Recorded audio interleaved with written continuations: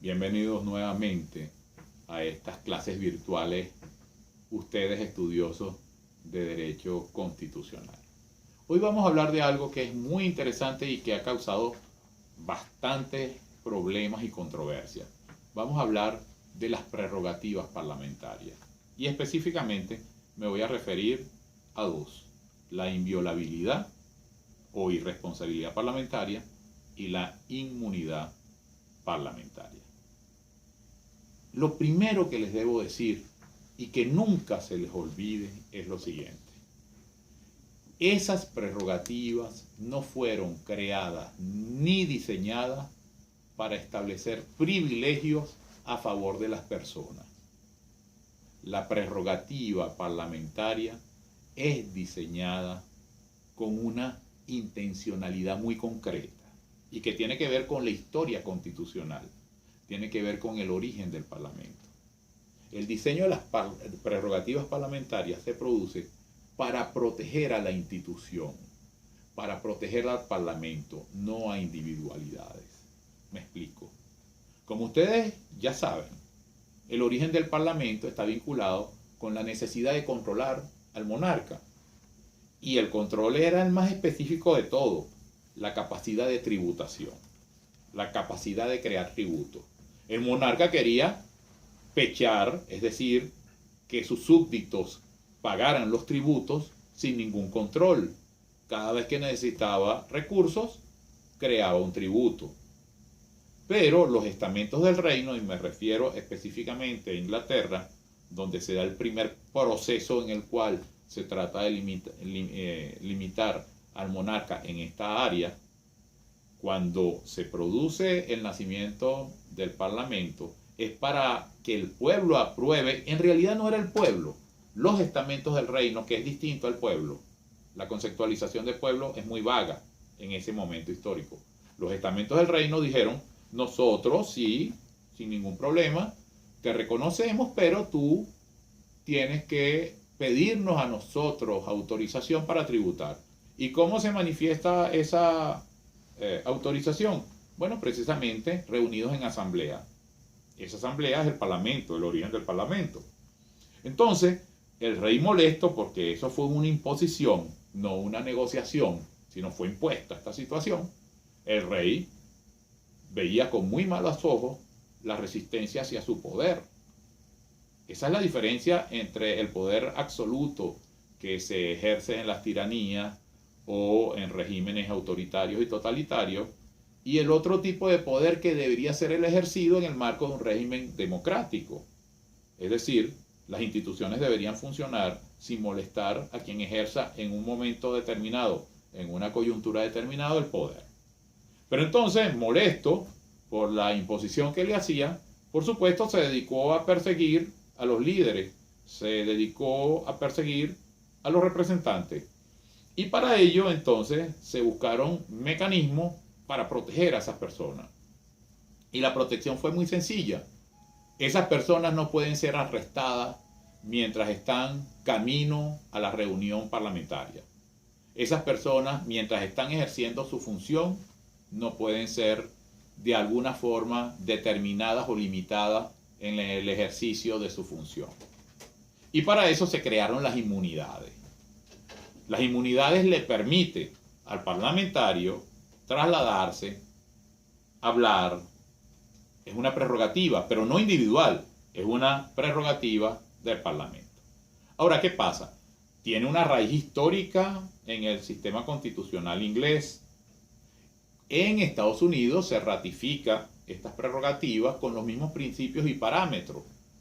Y después irradia en todos los regímenes democráticos, independientemente de la forma de gobierno que se trate, se establecen ciertas prerrogativas del Parlamento que se traducen en alguna prerrogativa individual.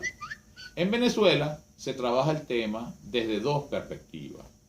La primera perspectiva es la vinculada a la inviolabilidad. La segunda perspectiva está vinculada a la inmunidad. Son dos temas distintos, ojo. No significa lo mismo inmunidad y responsabilidad no significa lo mismo irresponsabilidad o inviolabilidad que inmunidad. ¿Por qué? Porque la norma constitucional, cuando define la irresponsabilidad, lo define de la siguiente forma: no son responsables los parlamentarios por votos y opiniones dados en el ejercicio de la función legislativa. En cambio, la inmunidad en esta Constitución no se dice qué es, pero está dirigida a evitar procedimientos, medidas que coarten la función parlamentaria. Les voy a explicar cómo es esto. La primera, la inviolabilidad, se va hacia lo sustantivo. Cuando un parlamentario emite un voto u opinión en el ejercicio de su función, no comete delito. ¿Cuáles son los delitos que podría cometer un parlamentario? Bueno, los típicos delitos que se cometen por opiniones y votos. Por ejemplo, difamación, injuria, instigación a la violencia, instigación a delinquir. Todos estos delitos son por vía oral o palabra escrita. Cuando un parlamentario se pronuncia, él no puede cometer estos delitos porque está protegido para que pueda desarrollar su función bien. Eso significa que si él cesa como parlamentario, jamás va a ser perseguido por esas opiniones y esos votos. Es decir, está circunscrito a que no se materializa uno de los elementos del tipo penal. No hay delito. A diferencia de la inmunidad. Ya les dije que la inmunidad no está definida en la Constitución de 1999.